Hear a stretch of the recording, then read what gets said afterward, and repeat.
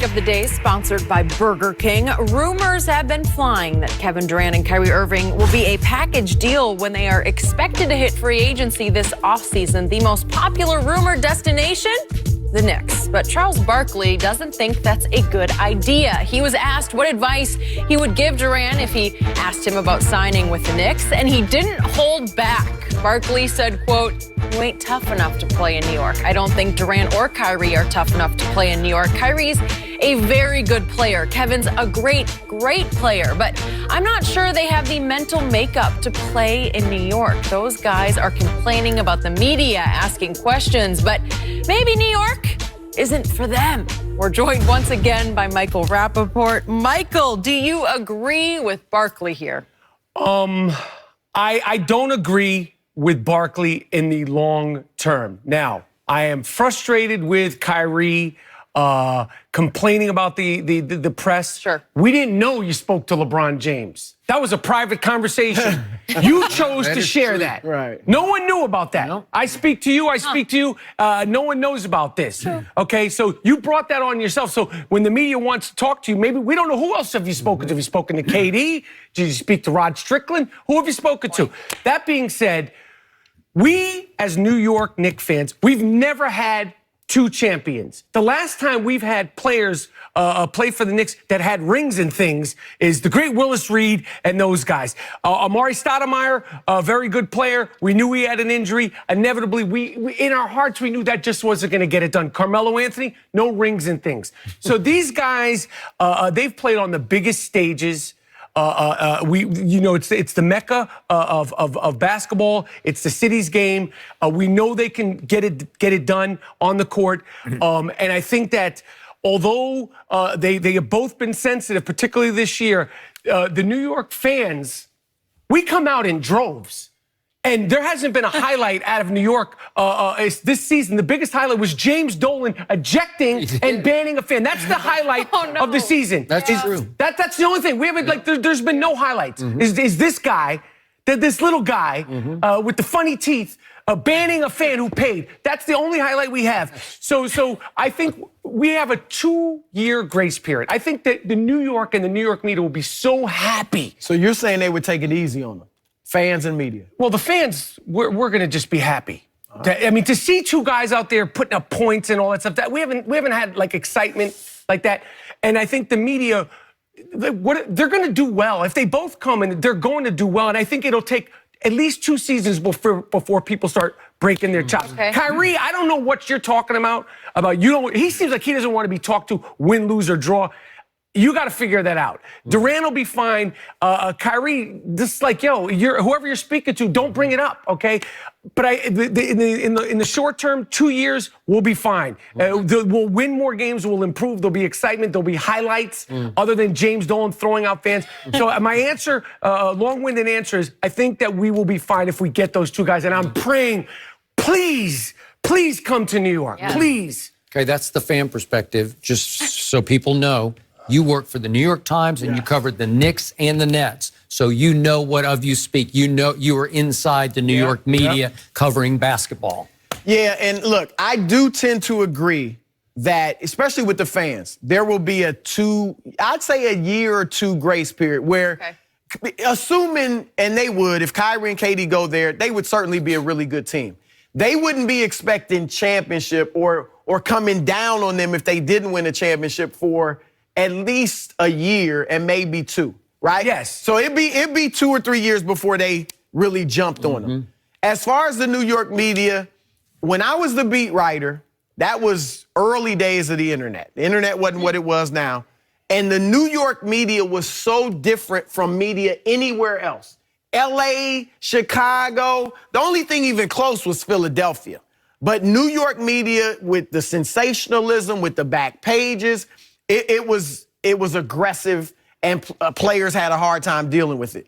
Now, though, New York is still the top, but with the internet now, sensationalism has been brought all over the country, and even no matter where you're at, you're still catching heat. You're in it. It's all over. You catch heat no matter where you are. Maybe not quite to the extent of New York, but you do catch heat. Now, to answer Barkley's question, both of them obviously have rabbit ears. Both of them obviously are sensitive. And I would not recommend that either one of them go there by yourself. No, for sure. No, do not go, because you won't win big, No. and then you will catch heat. Be on you, okay. But I do think if they go together, or one of them went with Anthony Davis or whatever, if they go with 2 stars, they'll be fine. These 2 guys, Kyrie, let's look at him. Kyrie just did a big mea culpa piece with Yahoo, where he said, I was wrong for the way I've handled things. I apologize. We know he apologized to LeBron. Like, I got to be honest. I'm looking at Kyrie and I'm thinking, this is a young guy. He's only 26. He's still learning. He's not above saying, I get it now. I didn't get it then. I think he kind of said, look, I don't like the way the media handles things, but I kind of get it. I understand it now. So I think he's open to learning. And I think if he gets to New York, he'll kind of be like, look, this kind of comes with the territory. I was wrong initially in Boston. I think he can adapt. And KD and Kyrie, look, they're sensitive. You can say what you want about them clapping back at people and complaining. The good thing, though, it doesn't impact their play. Not at all. Like, some players can't hear all this stuff and play at the top of their game. Sure. KD can hear it, be upset, go off on the media. He texts me sometimes if he doesn't like something I said, and we'll go back and forth. But it doesn't impact his game. Not at all. He still goes out there and balls. And the same with Kyrie. Through all the ups and downs this season, he has still been a great player, probably his best season individually. So even if they are in New York and at times they go into a shell and they go off on the media at times, they still will bring it. And so I do think for all their issues, they can handle New York.